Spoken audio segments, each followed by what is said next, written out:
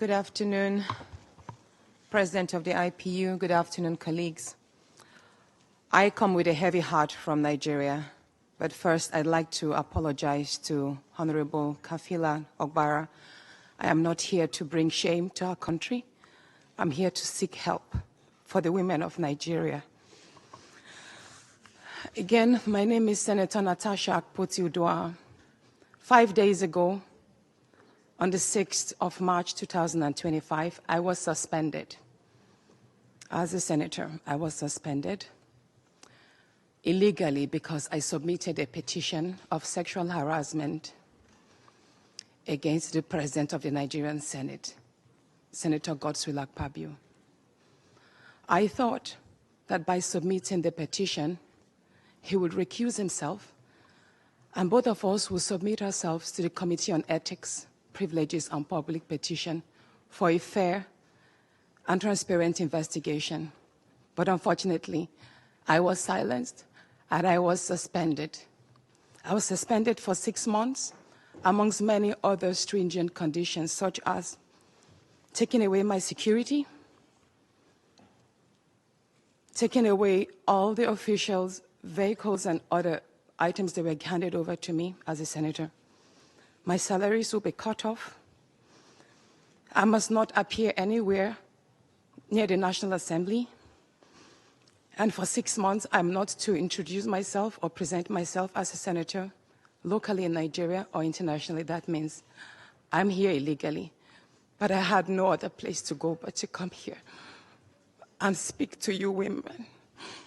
Because this is a bigger picture.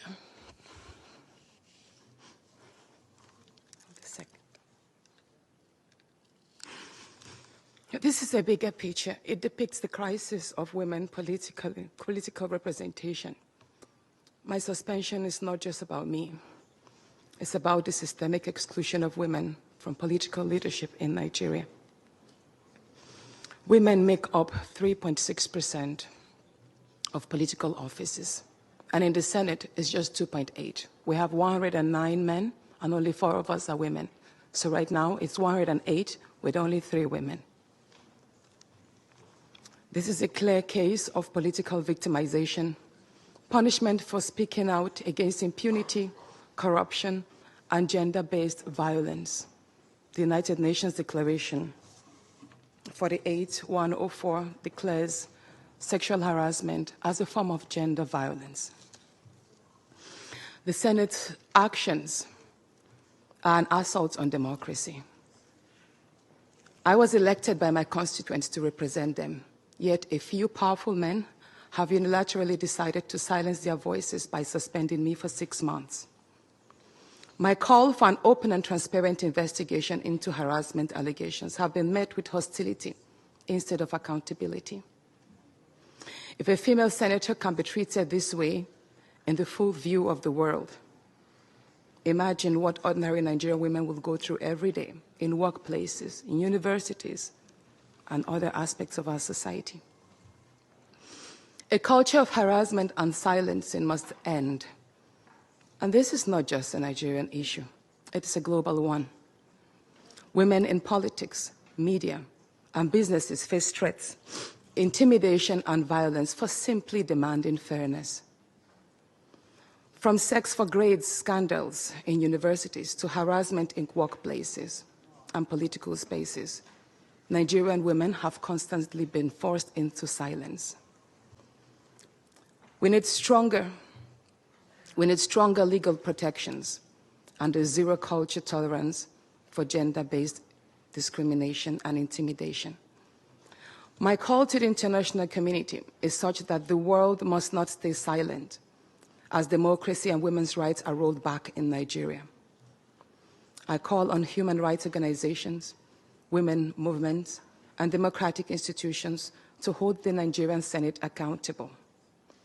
Nigeria needs global partners to push for women's political inclusion, safety, and protection from political harassment. You may ask, what are my next steps? I will resist the political intimidation. In the past few days, a number of my colleagues, my male colleagues, have reached out to me and said, Natasha, All you need to do is apologize and retract your statements. And I told them I am not going to apologize. I will not apologize for my truth.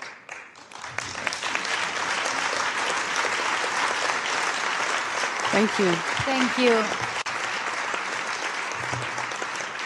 And I told them that I will stand the 6-month suspension, and the very first day I return, I will represent my petition on sexual harassment. And I will continue doing so until there is a fair and transparent investigation.